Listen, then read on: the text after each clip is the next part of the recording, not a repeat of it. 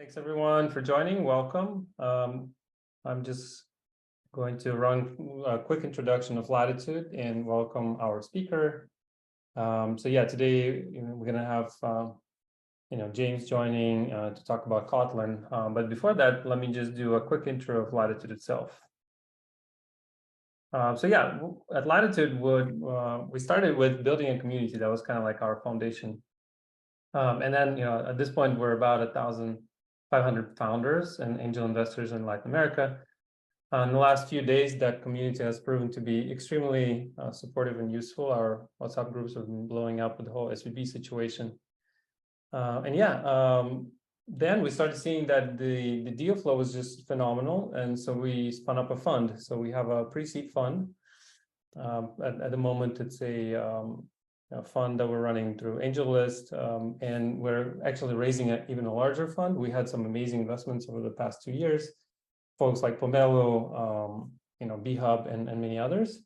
And last but not least, we're building some products. So, what we've noticed is LATAM actually lacks, Alesh, if you can go back one slide. So LATAM actually lacks the infrastructure that people take for granted in other regions of the world. And basically, we started building some amazing products to help founders. Even the products that will address some of the issues that happened during the SVB crash. And you'll find out more about that in the next few days. So we're going to help folks kind of manage their treasury and the offshore accounts for LATAM.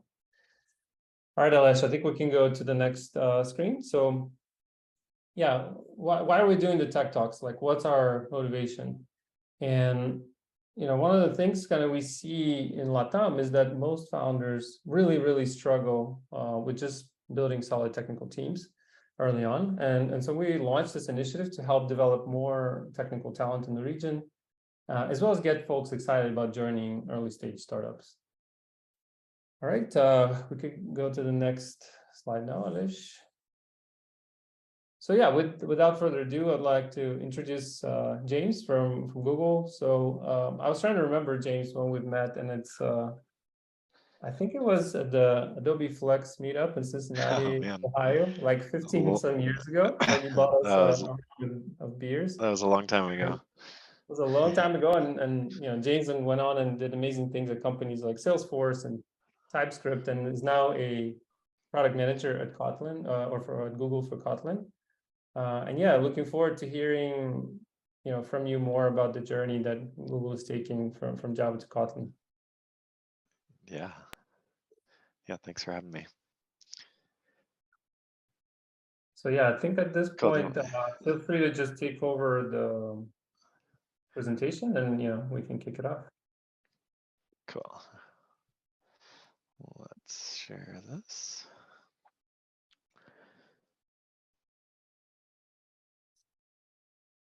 Okay, can you see that, the slides? Yeah, you can see it. Great. All right. Yeah, so thanks everyone for joining.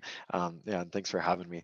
So I'm going to talk today about what Google has done in this journey from Java to Kotlin for server-side programming. But as part of that, I'll weave into that just a bunch of things about Kotlin and reasons why Google did this and is doing more Kotlin. And so let's dive in. So to talk about the journey, we have to talk about kind of the history. And for a long time, Google has used Java in a lot of different places. And so there's different uses of it, microservices, so things with gRPC for the business logic, talking to our spanner database, and then server-side web programming, so serving HTTP stuff, HTML templating, and then Android apps. Java was the initial kind of native language for Android, and so building those Android apps, that's been going on for many years. But then also the multi-platform user interface stuff. So we actually share a lot of Java code and produce iPhone apps, Android apps, web apps, and the backend servers behind them, all driven through some shared Java code.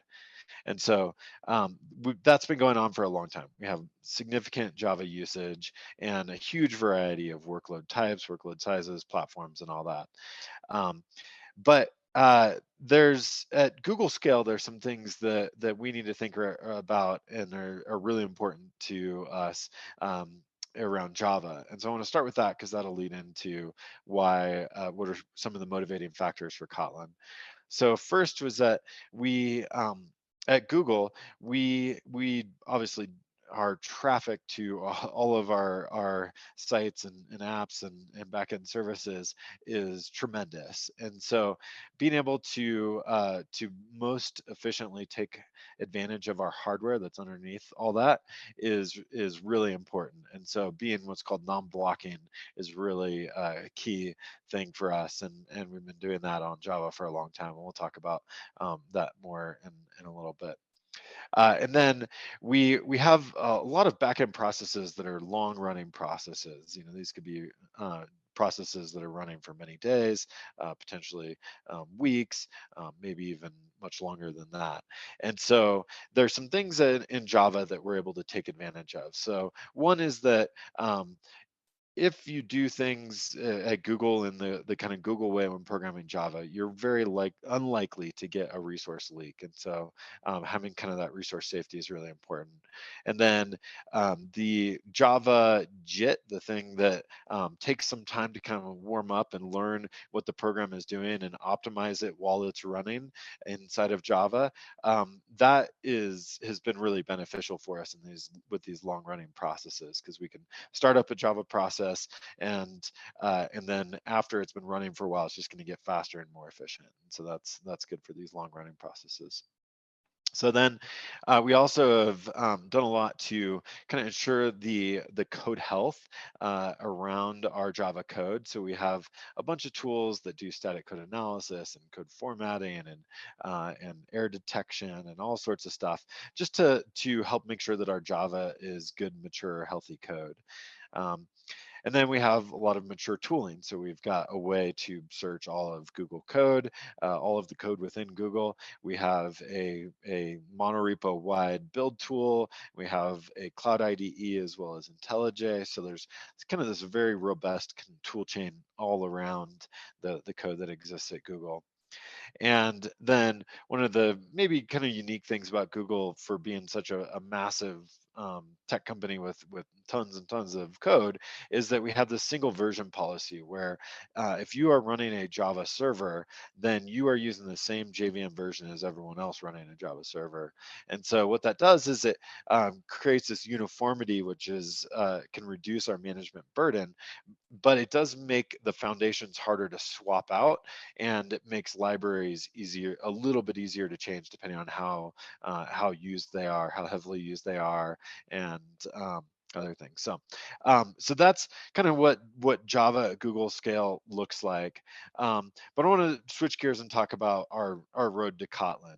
So we've been doing Java for a long time, and Android was really the team that led the Kotlin efforts in a lot of way at Google. So 5 years ago, we announced that we were supporting Kotlin on Android, so developers can choose. Do you want to use Java? Do you want to use Kotlin? Do you want to use them both together?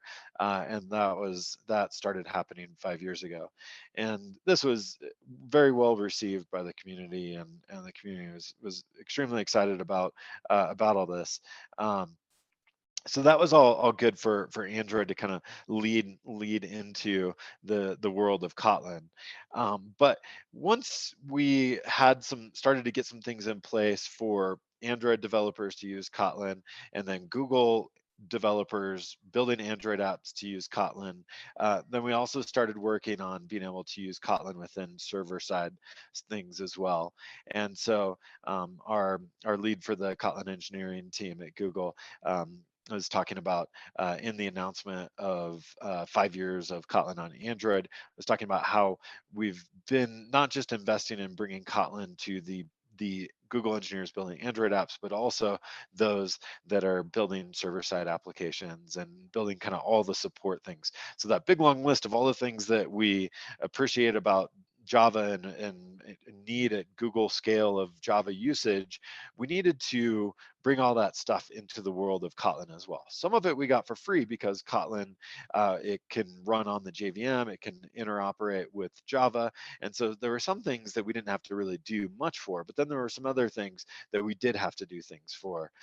So for instance, if you're in the Cloud IDE as a Google engineer and you're open a Kotlin file, you need to be able to get syntax highlighting on that IDE. You need to be able to click through. So a bunch of things need to happen on the infrastructure side for us to add language support.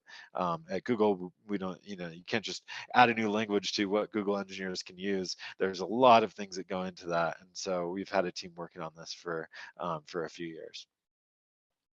So ultimately what this has led to is where we're at today with Kotlin at Google. So today, both Kotlin for Android and for servers is now GA for our engineers to use. So the engineers within Google can use Kotlin. Many of them, actually, I think most teams have the choice if they want to use Java or Kotlin, and so it's not forced on anyone to use Kotlin, but it's a choice that people have because it's now generally available. So that's great. We've been able to build all that infrastructure that our engineers need to be able to use Kotlin, and so now it's generally available and engineers can use it. We've seen a lot of teams choose to use it. So we've got now thousands of engineers that are writing in Kotlin. That's both for servers and for Android apps. We're over 15 million lines of Kotlin code in our source repository at Google, the Google 3 monorepo. And then we're actually seeing some pretty significant growth of Kotlin at Google. So that lines of code number is one of the measures that we use for this, and we're seeing that double year over year. This is for both server and Android usage. We're seeing that amount of Kotlin doubling. So overall, like the engineers at Google, they are choosing Kotlin and in large droves, and it's been a good experience for them. They've got the infrastructure that they need there to be successful. So, but why are these engineers choosing? They could choose a number of different technologies. Why are they choosing Kotlin? And so we have some data that creates some indications for what's going on here. So what we have seen is that 70% of the developers whose primary language is Kotlin say that Kotlin makes them more productive. And this is a huge theme for a lot of developers who are choosing Kotlin, is that they feel like they're more productive. They will often say that they're having more fun, that their iteration cycles are quicker, that they don't get stuck on I wouldn't say hard problems, but the problems that you just want to pound your head into the desk over and over again. So it's more fun because you're not consistently like running into weird things and having to do a lot of deep debugging on things. And so yeah, it's faster to write code, review code, and debug code. There's a number of language features that really lead to this, and I'll get into some of those language features in a little bit. And then there's some just paradigm shifts that also help with this productivity. So in Kotlin, there's an emphasis, it's not a requirement, but an emphasis on immutability in programming. And immutability in programming is something that often makes programs easier to understand and follow the flow of how things are actually being executed in an application. Also enables better caching and code that is easier to reuse often is immutable code. And so things like this are not just about particular language features, but about kind of how the ecosystem has changed some of these paradigms from the world of Java or other programming platforms. So then 87% of the server-side Kotlin developers are very satisfied with Kotlin. So that's that's, I think, says a lot. That a lot of our developers who are in writing Kotlin servers at Google, they're very satisfied, and that's great. And I have a little cold going on, so I have to drink some water as we go through to keep my throat from drying out. But one second. Okay, So one of the things that we've seen related to this is that the on-ramp, especially for Java developers, but not just Java developers, many different developers, that the on-ramp to Kotlin is an easy on-ramp. It's not, they're not having to learn some very complex subjects. The language is very inviting. The surface area of the language is not small, but is also not massive. I've worked in Scala and I love Scala. It's a great language, but the surface area of Scala is, as a comparison, is pretty large, and so that on ramp isn't as smooth. And then we see interesting places where there's kind of this incremental way into learning Kotlin that is really helpful, especially for Java developers. So um, a Java developer can come into Kotlin and just write their Kotlin code like they write their Java code, and they'll still be able to take advantage of some of the great things in Kotlin.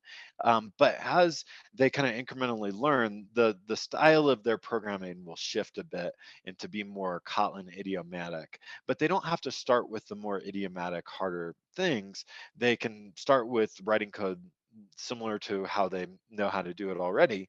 And this is true of many imperative programming languages, and the developers coming into Kotlin is that it really can be incremental from what they know, and you can start to get kind of more Kotlin-y the deeper that you get in.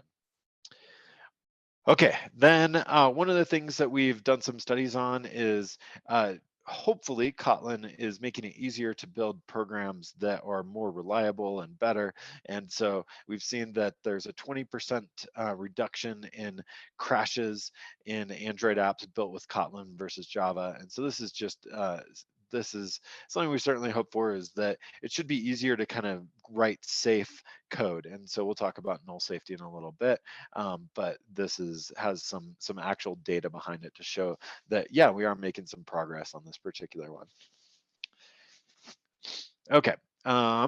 Then one of the things that's really important for Google is that we're in this world where we have mixed Java and Kotlin code. So in the same projects, we're mixing Java and Kotlin code.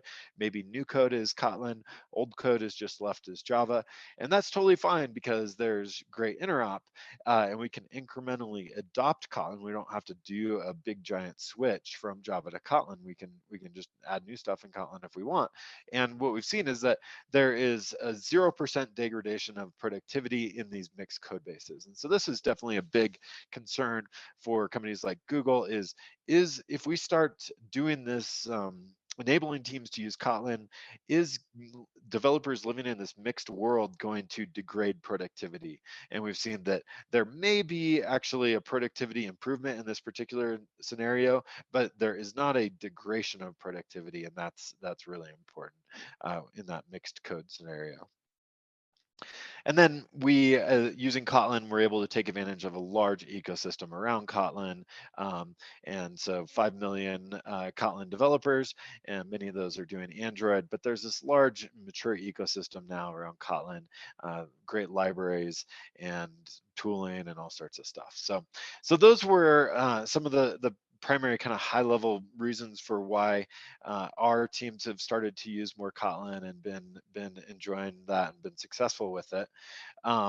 There's some case studies that you could go look at for on both the Android side of things and then on the server side of things to see some validation for the different companies that are using Kotlin. But at this point, it's pretty vastly adopted across both Android and servers.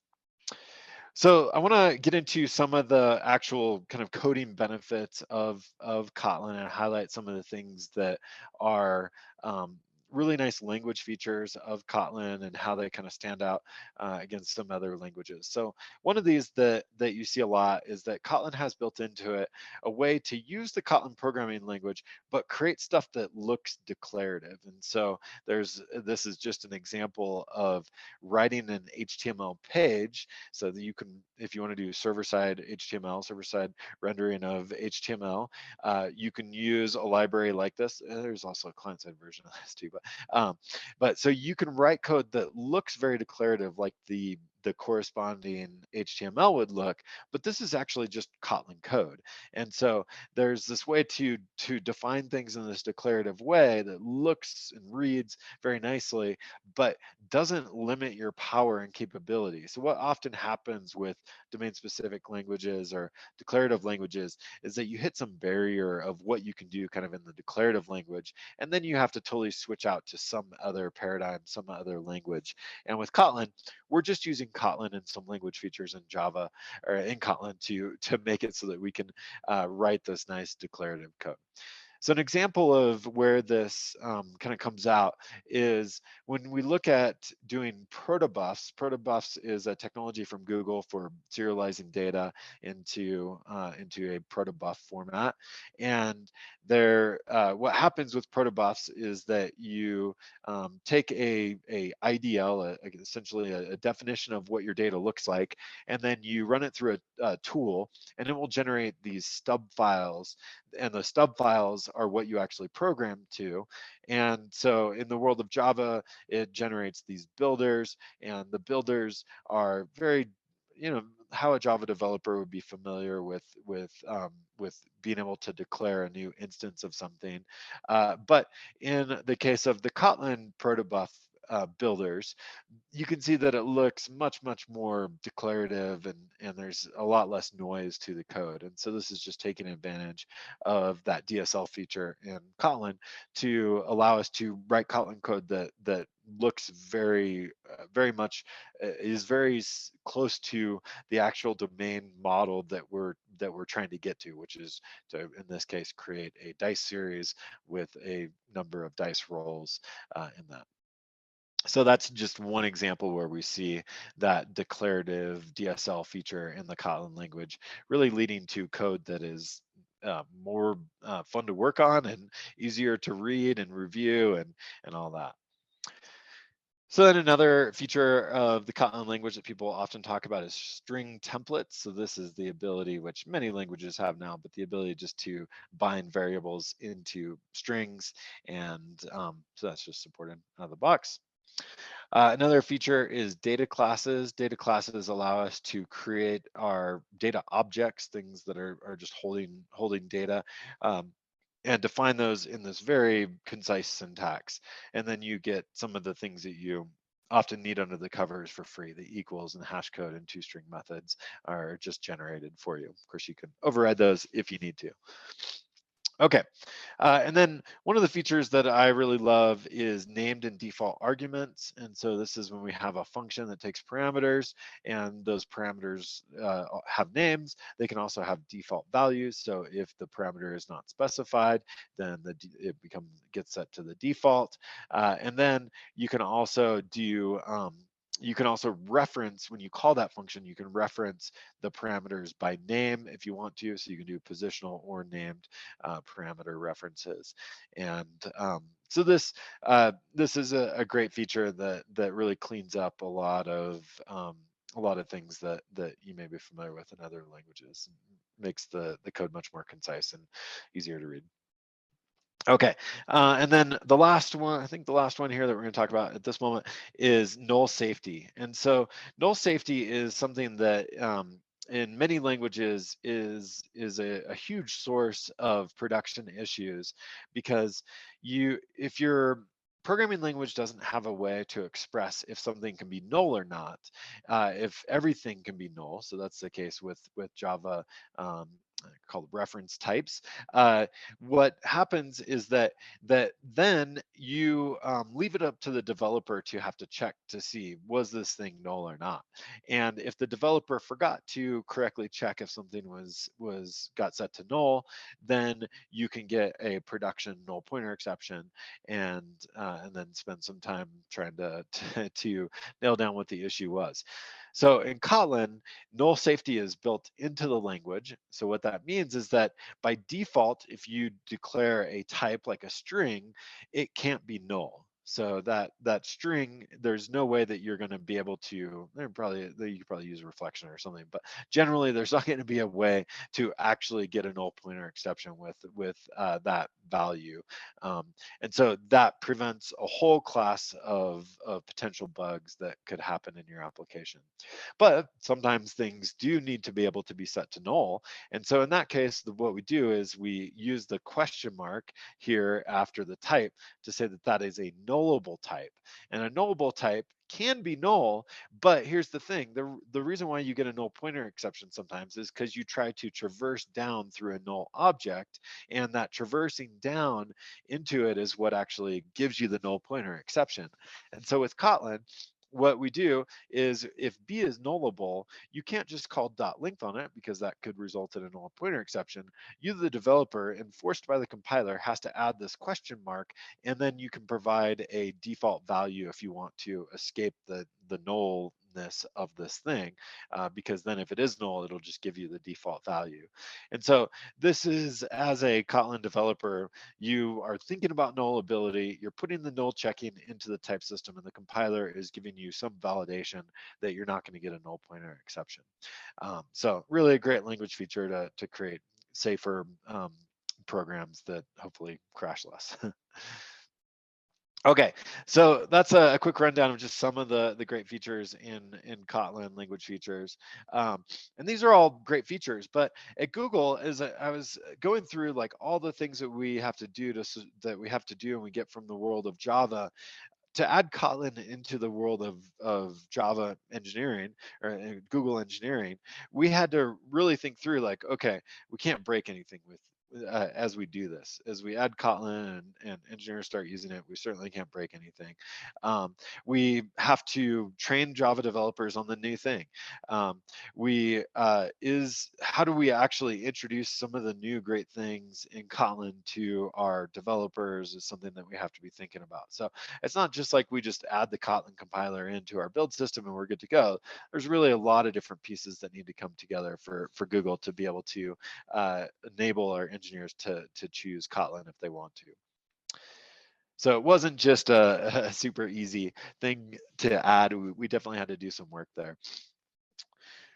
Okay, so now let's talk a little bit more about Kotlin on the servers. So we, as we started to look at adding Kotlin to our JVM servers, we had to think through a number of different things. And so I want to walk through some of the different things that we had to think through here and things that were beneficial as well.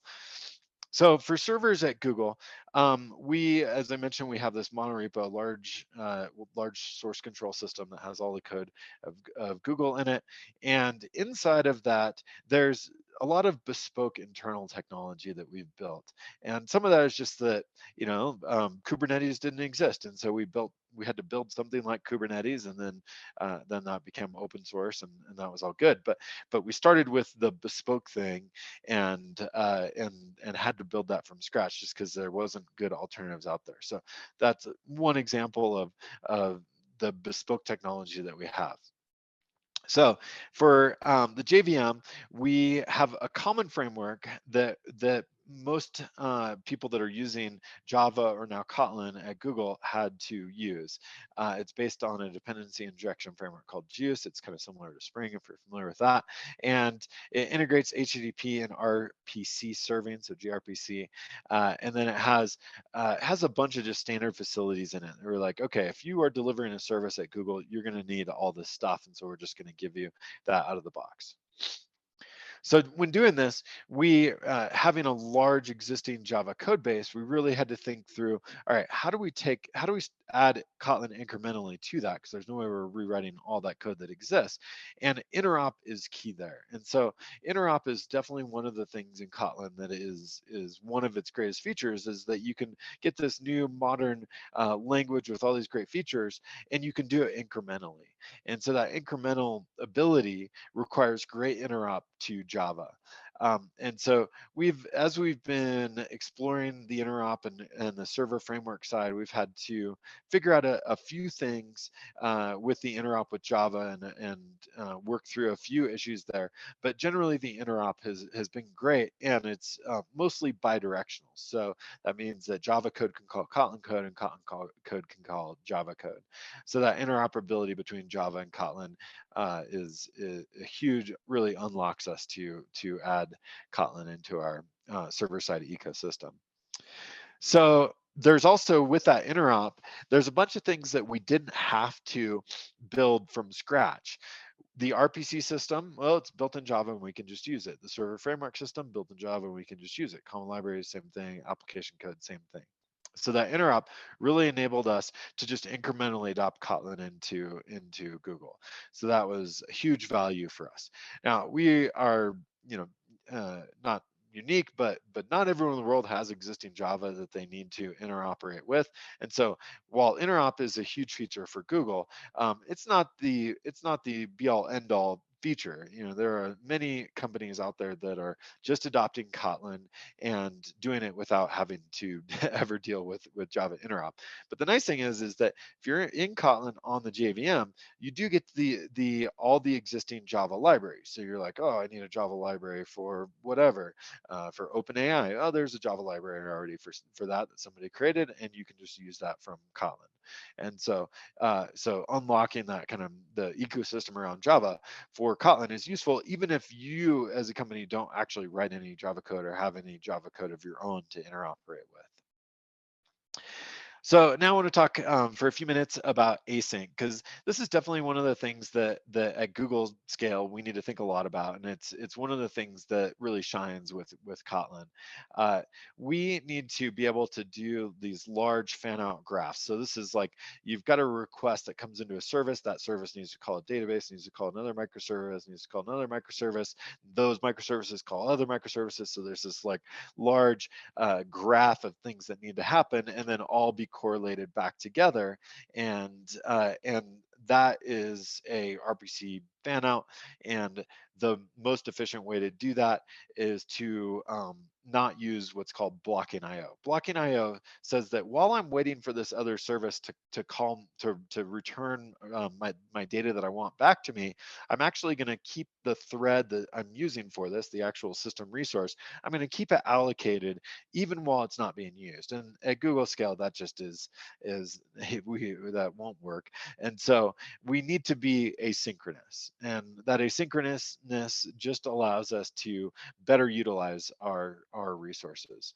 So in the world of Java, Google has a number of different ways to do async in Java, and they all kind of are good at something. But one of the challenges is that there's a lot of different ways to do things. And so in Kotlin, we're able to take advantage of a feature called coroutines. And coroutines just gives us a better way to do concurrency and async. And so we can, one of the things that we can do is we can reuse code easily that's asynchronous without having to restructure code. We have a good migration path for blocking Java code. And so I want to just walk through a quick example of what this looks like. So in the world of Java, this code is Java. This is an example of how something may look. We've got a service we need to call, an RP service we need to call. And so we've got a decent amount of boilerplate here to kind of do this async stuff. And then we've got our async function call, and then here's another one. And so then when we want to use that Java code together, you'll see that it's not really clear kind of how I'm doing this like chaining of these asynchronous calls together. Whereas in the world of coroutines, we now write the code as if it's synchronous. And so you can see I'm calling this like get person list service, which is async, and this get or send to email service, which is also an async call. But I just write the code as if it's happening now, and underneath the covers, Kotlin just does the right thing and doesn't use those underlying resources when we're waiting on those other resources to respond. So coroutines, they're just a fantastic part of Kotlin, and something that has really helped Google to simplify how we're writing these async codes, the async code parts of our service calls. Okay, and So coroutines are great. They just allow us to, in Kotlin, write async, write the most resource efficient code that we can when we're doing database calls, microservice calls, that sort of thing. So I said I'd come back to the mixed code. We actually did a study on what is the cost of mixing Java and C++, and then we did a similar study on the cost of mixing Java and Kotlin, and that's where we actually got to that data that there was no productivity loss by mixing Java and Kotlin, where there was a cost when Java and C++ were mixed. And so I think that that is likely because Java and Kotlin are the same ecosystem, very similar paradigms for the most part. And yeah, I think most developers can kind of hop between Java and Kotlin pretty easily at Google, and so that makes that there. So that was actually a study done on this stuff at Google. Okay, so I'll wrap up here with some of the stuff that I've talked about. What we've seen with Kotlin developers, our developers are more satisfied. They have higher productivity. The software they build is more reliable. We can share code between server and mobile, which is super nice. And then we can incrementally adopt Kotlin and through the interoperability there. So all that stuff has been huge reasons for why teams have been choosing to use Kotlin at Google. And yeah, hopefully that was helpful in some way for you to learn about our journey to Kotlin. And we should have plenty of time for questions. So I'm gonna stop sharing there and see if there's any questions. Great stuff, James. Thanks a lot. Yeah, we do actually have quite a bit of questions. Team will share the screen. Before we jump into them, I had a question of my own, which is, I guess, how's it different being a PM for a programming language? Because like a lot of the programming or a lot of the product kind of knowledge base is all around, serving a customer, but it's like a completely different beast, right? So just curious, like, how's that working out? Yeah. It's really fun because a lot of the conversations I get to have are like, deep in the details of compilers, and there's currently an effort underway between JetBrains and Google to rebuild the Kotlin compiler from scratch, and so that's a massive effort. And so, there's so much stuff that is way over my head about compiler internals, but it's really fun to like get to be part of that, like such a foundational kind of level of programming. But then also like I'm a developer, I like to write code, and so being able to think about, okay, how can we make Kotlin better for people like me, like that's hugely satisfying. So yeah, it's been a lot of fun. I think I get a lot of enjoyment out of making developers more productive, and so and yeah, certainly believe that Kotlin is a great way to do that. So it's been a blast. Awesome. Yeah, makes sense. I guess you're just like helping folks like yourself. So Exactly. it, Yep. Very self-serving product manager. Yeah. that's great. That's great. All right. Maybe our team can share the Slido, and then we can go to the questions that folks asked. All right. So the first one is why you recommend Kotlin for early stage companies or projects or new projects, and why? This is I actually Yeah. had a similar Yeah. question. Great question.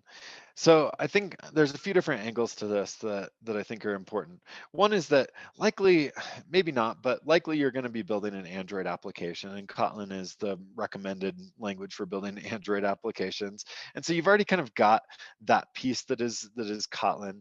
And wouldn't it be great if you could reuse skill sets and code to other places as well? And so that's what we're doing at Google, is sharing code across Android and servers. And so I think there's that piece of it, is like, yeah, you may have to have a Kotlin team already, and so why not be able to reuse that skill set and reuse that code and have that interoperability. That's one piece. I think another piece to this is hiring of developers. So the Kotlin job market is already pretty large. A lot of it is Android, has been Android focused, but the server side of it is really starting to grow significantly. But what a lot of companies do is they don't actually hire Kotlin developers, they hire Java developers, and Kotlin is so easy for Java developers to learn that it just is, there's tons of Java developers out there, and so it's a great job market for early stage companies to get into. So I think those are some reasons. I really think that like there's some real tangible productivity benefits behind Kotlin here. So Rust is the new hot thing, and there is a lot of really good things in Rust, and I think for some use cases Rust makes a lot of sense, but Rust is pretty low level, and there's a productivity cost to being lower level. And so for me, Kotlin is more focused at that like business logic place where Java has traditionally done so well, because you get to uh, so concretely express your business needs in code and not have to deal with all the like, oh, should this be a uint 32, a uint 64, an int 62, 64, like it's nice to not have to be at that kind of low level that does get you some performance gains, but oftentimes is not really necessary in what we're building, and has a productivity cost. So I'd say that there is really some productivity advantages there as well. That makes sense. Yeah, I kind of felt like on the hiring piece that you mentioned with the Java folks, I kind of felt like we're riding the same wave. I was leading the engineering at one of the companies, and we were hiring Scala developers, and you're just basically get a bunch of Java folks, and like you said, maybe in this case it's even easier. But yeah, it's good when you have like a pool of talent that you can just easily migrate to another thing. Exactly. The next one is, what are the major limitations of Kotlin? That would be an interesting one, I guess. Yeah, that's a great question. So for me, so I did Java for a long time, did Scala for a long time, and then came to Kotlin. And so if I look at the world of Scala, the language is massive, it's vast. There is a lot of really amazing things in the world of Scala. Going to Kotlin, the surface area is not as vast, so there are some things that I miss when I'm in the world of Kotlin. So, as an example, Scala has amazing pattern matching, and this is a place where Kotlin has not yet invested into creating this like super advanced pattern matching system like what exists in Scala. So there are some language features that I like. I'm like, oh, I kind of miss this from Scala. They don't I still write Scala code. I enjoy writing both Scala and Kotlin, um, but they're not they're not showstoppers. They're just things that I hope we can add over time to the language of Kotlin. So there's some limitations there. There are some limitations in today in the cross-platform, multi-platform side of Kotlin.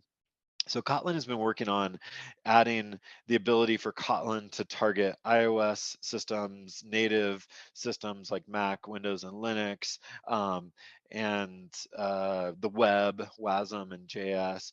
And those are still pretty new. I think they're currently in experimental or beta. And so the Kotlin multi-platform stuff is coming, the ability to take Kotlin to these other platforms other than the JVM and Android. But they're still new, and I'd say that is a limitation when you compare Kotlin to like Rust. Rust has great WASM support today. Kotlin's WASM support is coming, and is kind of in an experimental state right now. But yeah, that's I think an important limitation is the multi-platform. Where things are at today, it would be a limitation. Got it. All right. So I guess the next one would be how it fits kind of like with the other languages. I'm sure you get this question a lot too. Java, Python. Python's just been crazy in its growth, and JavaScript. Yeah. What are your thoughts on Yeah. that?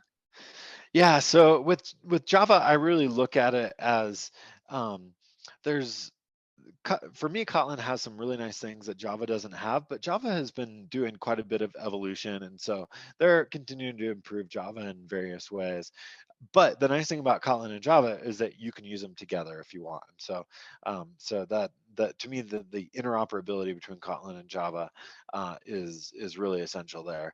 Um, with Python, I know that the world of Python has been trying to move to more statically typed stuff, but it's not as foundational to Python because it is a dynamic language as the type system is to Kotlin. So for me, I want to build the most reliable programs that I can, and the type system is a huge part of that. Having the compiler validate my program when I run the compiler, and so that's a huge advantage of Kotlin for me over Python. But Python is so big in the data space, it's there's kind of a lot of challenges to, just find a data engineer and be like, that's doing Python, be like, hey, come do some Kotlin.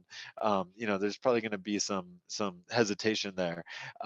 There is some great data science libraries for Kotlin. There's a number of the AI libraries and ML libraries and all that for Kotlin. Like the world of data isn't bad in Kotlin or anything. It's just that ecosystem is so used to Python for that. So yeah, I think that's a hard one. For the world of JavaScript, what I've seen is that so much of the world of JavaScript that wants kind of safer programming, more features, has already kind of moved to TypeScript. And TypeScript is a great language and has a lot of great stuff going for it. But one of the downsides is that it Kotlin for me has this ability to target JavaScript as a runtime, and soon target WASM as a runtime. So if I do want to hit the web, then I can get that. But then I can also be on the JVM on the server, and the JVM is really an amazing piece of technology that for servers especially is great. And so being able to kind of have both of those is really has a lot of value for me. Yeah, great. I guess the other one's interesting too. So, it's sort of like a moving target, right? Like, because Java is also developing quickly, is picking up speed, and like, how do you maintain the compatibility between the two? Yeah, so the there is definitely always an ongoing effort with Kotlin to maintain that compatibility and work that needs to be done there, and then taking advantage of new features that are coming out in Java underneath the covers. The way that, I don't know if we want to get into all the compiler architecture stuff, but the way that it works is that Kotlin for the JVM actually gets turned into Java bytecode, and so we can set, all right, if you are on, let's say, Java 17, then we may emit different Java bytecode that is taking advantage of new Java 17 feature. But that is definitely work that the Kotlin compiler team has to do to change the bytecode that gets emitted, depending on the target that you want to have for your bytecode. And so that's just an ongoing effort. And yeah, Kotlin will continue to be able to take advantage of features that are happening in the JVM and in the Java language. But yeah, that's ongoing work. So an example of this is Loom. Loom is the a new experimental way in Java to do async programming, but in the coroutine style of not having to write your code in an async fashion, but the JVM being able to actually do the right thing with resources for you. And so Loom is very exciting. What's great about Loom for the world of Kotlin is that Kotlin will be able to just take advantage of Loom where it makes sense, without the users having to actually change any of their code. And so that's one of the places where Kotlin kind of creates this isolation, abstraction above some of these language features and JVM features in a way that's really nice. But the the that's work that will have to be done by the compiler team at some point to actually take advantage of Loom, which has not been done yet in the world of Kotlin coroutines. Makes sense. I think the next one is about the, was about the backend program, which I think you covered pretty well. Yep. There was one about compiling. I don't know if it's gone. So compiling into C, I think, or let's see. Anish, can we bring that question back about Is that the the compiling? Objective There it C? is, Objective C. Yeah. Yeah, I think I saw that one scroll by.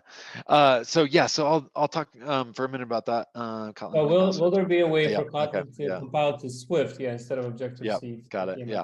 Yeah. So the way that what that question is about is in the world of Kotlin multi-platform, Kotlin gets compiled into Objective-C, and that does have some limitations on the Swift interop side to that generated Objective-C.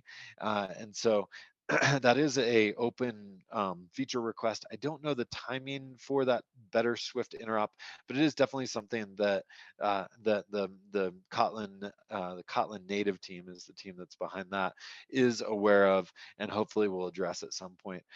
There is a third-party tool chain that does improve this by a company called TouchLab, and so it's one of those things that the community, I think, has kind of stepped up and given us something for now, and then hopefully at some point in the next year or so, we'll get just better out of the box support for Swift with Kotlin native. So yeah, good question.